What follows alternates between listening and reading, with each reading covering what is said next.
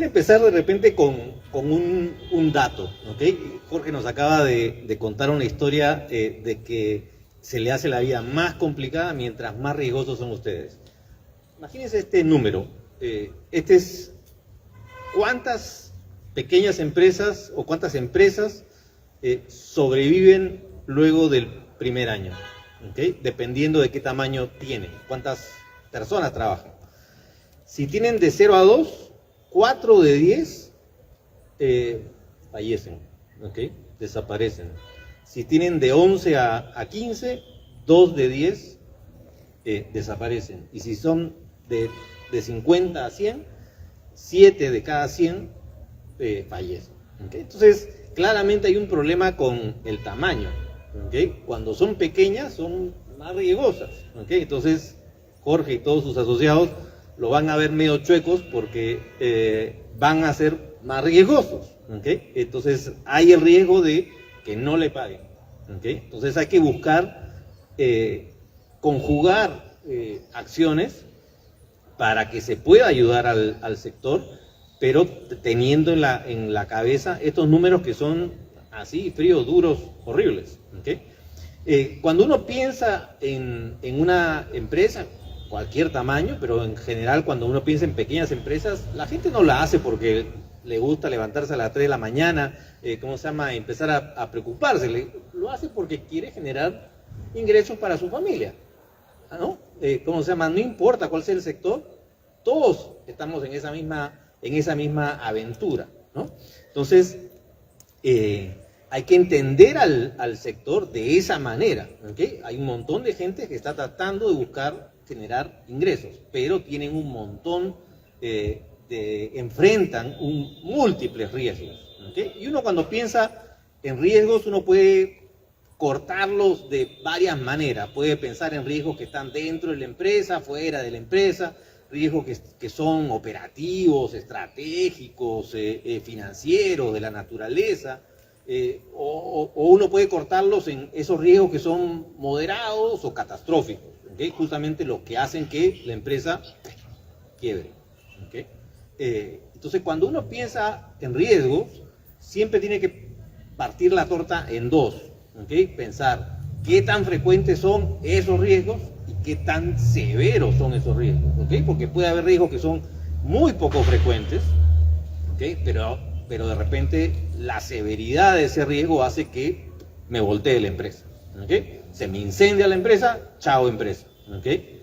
¿Qué tan frecuente? Bueno, no creo que sea tan frecuente, ¿okay? Pero tiene este potencial impacto en ese sueño de generar ingresos para tu familia. Entonces, hay que estar permanentemente evaluando esas cosas, ¿no? Entonces, cuando uno piensa en términos de cómo enfrentamos ustedes, cómo enfrentan esos diferentes riesgos que viven todos los días, ¿no? Lo primero es que uno cuando se materializa alguno de estos riesgos, bueno, para eso tiene algún ahorro, algún fondo de emergencia, algún pariente, alguien que tenga algo más de plata, ¿no? Y usa eso. O acá lo busca el señor y le pide otro préstamo, ¿ok? O ajustas, ¿no? Recortas gastos, o vendes activos, ¿no? Lamentablemente a veces toca vender activos, ¿okay? Entonces, todas esas son estrategias para enfrentar los riesgos. La que no estamos poniendo en todas esas es justamente la que digamos, la actividad que yo presido, que es asegurar frente a esos múltiples riesgos que enfrenta la empresa y que pueden hacer que la empresa quiebre, ¿okay? Entonces, cuando uno se pone a pensar a mí me gusta pensar en esos riesgos moderados y catastróficos, ¿no? Porque los moderados, de alguna manera, uno los va a poder digerir, ¿ok? Va a costar, va a ser duro, vamos a bajar gastos unos meses, ¿no? Vamos a tener que vender ese activo que no queríamos, cualquiera de esas cosas, pero lo vamos a poder pasar, ¿ok? Los catastróficos no, los catastróficos simplemente la empresa se va al hoyo y tendremos que pensar otra vez, ¿no? En otro momento buscar otra idea, buscar otra gente que nos preste algo de capital, o buscar de repente hacerlo aún más chiquito, ¿okay? Porque esa escala de la que teníamos ahora ya no puede operar. Entonces, cuando uno piensa en riesgos moderados, bueno, los típicos son: me quedé sin liquidez, no me pagaron, algún proveedor falló, alguna venta que yo tenía armada se cayó. Cualquiera de esas cosas hace que yo enfrente un problema de liquidez. O puede ser que justamente vienen acá a fastidiar al Congreso una marcha y no me dejan abrir, ¿no? No puedo abrir el negocio, es un grave problema, es interrupción de las actividades, ¿no? Entonces, yo vivo todos los días, necesito hacer plata, ¿no? Un día que no opero es un día que no genero plata. Pero después están estos riesgos catastróficos, ¿okay? Que, como les digo, son menos frecuentes, ¿okay? Pero son importantes, ¿okay? Entonces ahí uno puede pensar desde incendios, robos y cosas más graves. Se te inunda, se te sale el río, hay un terremoto, toquen madera, todo lo que quieran, ¿okay? Ahí uno puede pensar en muchas cosas, pero la pregunta que hay que hacerse es: ¿por qué ustedes son más vulnerables que el resto? ¿Y por qué ustedes, como decía al principio, terminan haciendo que sus empresas quiebren más que las demás? ¿Okay?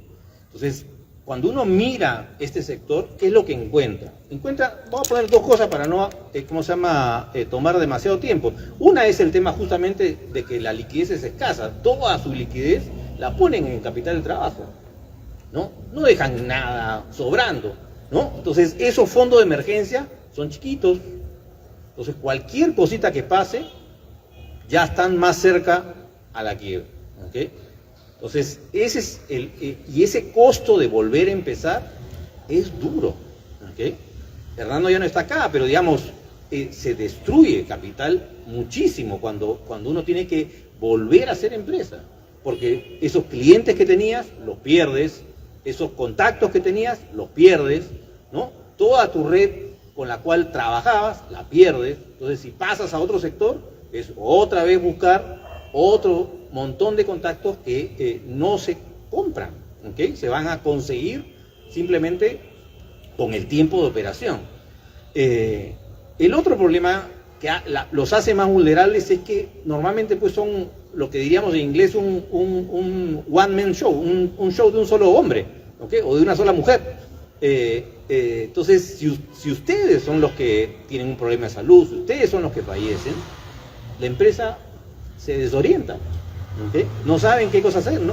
Esa persona es la que sabía todo, ¿okay? Entonces no pueden operar, con lo cual se hace más complicado por temas de salud o de fallecimiento, digamos, la continuidad de ese negocio, ¿no? Entonces, nosotros, ¿qué es lo que hacemos? Desde el sector, digamos, buscamos tratar de ayudarlos a que cuando se acercan acá a mi vecino, ¿okay? Se vean mejor, ¿okay?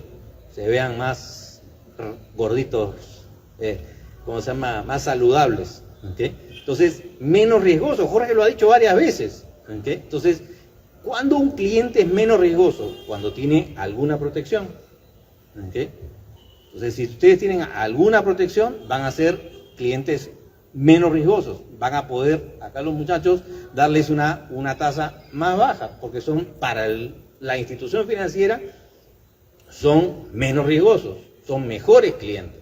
Entonces, nosotros lo que la industria de seguros lo que ha hecho es armar estos combos, ¿okay? Así como si fuese Bembos, ¿okay? Es un combo, el combo de multirriesgo tiene un poco de protección frente a conmoción social, si hay una huelga, si no puedes abrir, si se te inunda, si te roban, si se te incendia, si hay terremotos, si hay vandalismo, toda esa lista, digamos, de cosas malas que nos pueden pasar, digamos, ese combo busca proteger a la MIPE de esa manera, ¿no? Entonces es un paraguas multiuso, ¿okay? Pero lo que lo hace, digamos, la manera de entender ese producto, y normalmente se lo tratamos de dar justamente atado a una operación crediticia, porque lo que tú quieres es ponerte bonito para ese momento en el que te van a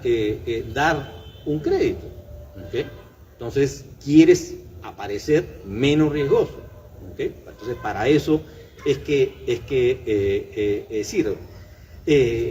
Y la segunda cosa que es importante, digamos, para este sector, dentro de las cosas que hacemos en el mundo asegurador, es justamente lo que hacemos con los que les prestan, les dan créditos. Cuando ustedes tocan la puerta acá de alguna de las instituciones de ASOMIF, lo primero que les van a decir es, bueno, ¿y quién pagaría si ustedes fallecen? Porque existe ese riesgo, ¿no? Lo acabamos de ver, digamos, hemos estado viviendo con estas mascarillas horribles, producto de que ese riesgo de fallecimiento se elevó enormemente.